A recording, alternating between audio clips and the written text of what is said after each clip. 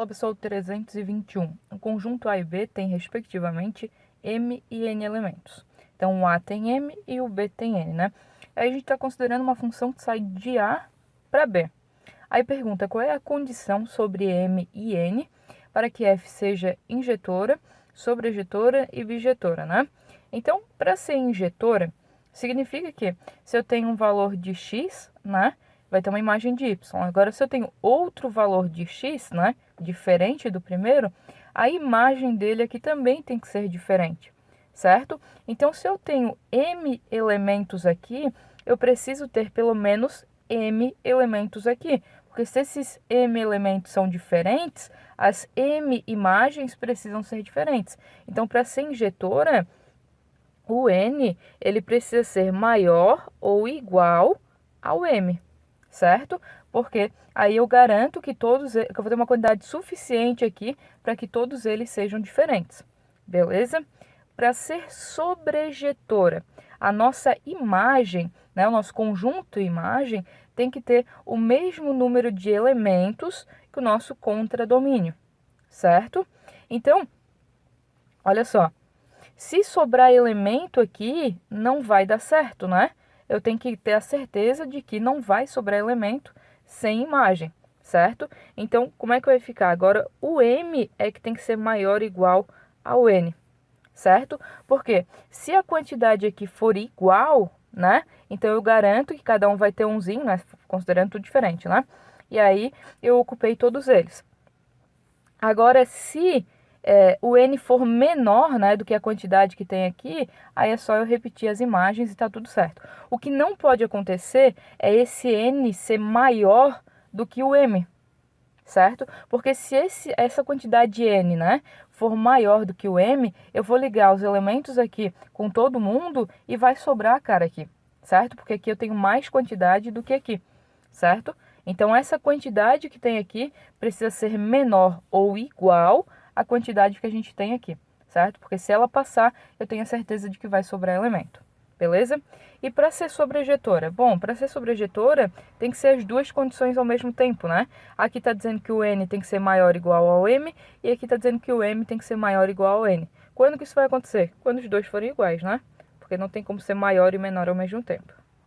Beleza? Então, para ser bijetora, o m precisa ser igual a n. Beleza?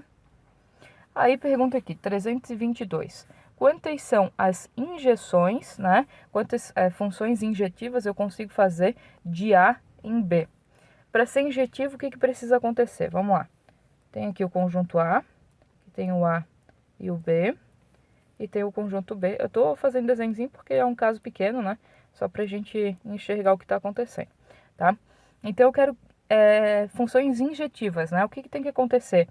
A imagem do A tem que ser diferente da imagem do B, certo? Então, vamos lá. Para a imagem do A, quantas possibilidades a gente tem? A gente tem 4 possibilidades. E para o B, se eu já usei uma, né? Porque não posso repetir, né? Não pode ser igual. Me sobraram, né? Se eu já usei uma, me sobraram 3 possibilidades. Então, a gente vai ter um total de 12 funções injetivas, certo? O combinatório aqui, um pouquinho de combinatório, beleza? Só o princípio multiplicativo, né? Certo? Então, para o A eu vou ter 4 possibilidades de imagens, e para o B, como eu já vou ter usado uma, né? Vai sobrar 3 possibilidades. Por último, quantas são sobrejeções, né? Quantas funções sobrejetivas a gente consegue fazer de A em B? Então, de novo, vou fazer o desenhozinho. A.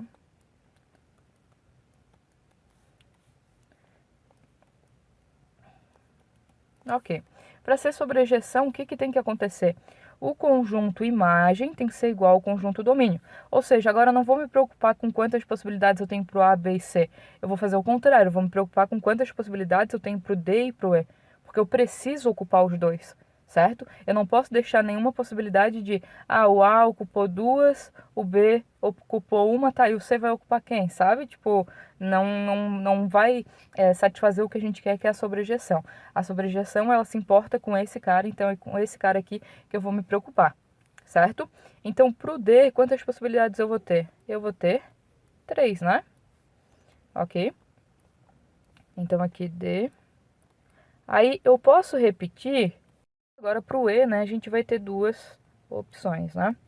Certo? Não tem como ser 3, porque se eu repetir, eu vou dizer que o A ele dá como imagem o D e o E, né? E aí isso aí não é função, né? No A não pode sair dois caras, né? Duas relações, duas imagens, né? Então, a gente vai ter um total de 6 funções sobrejetivas, beleza?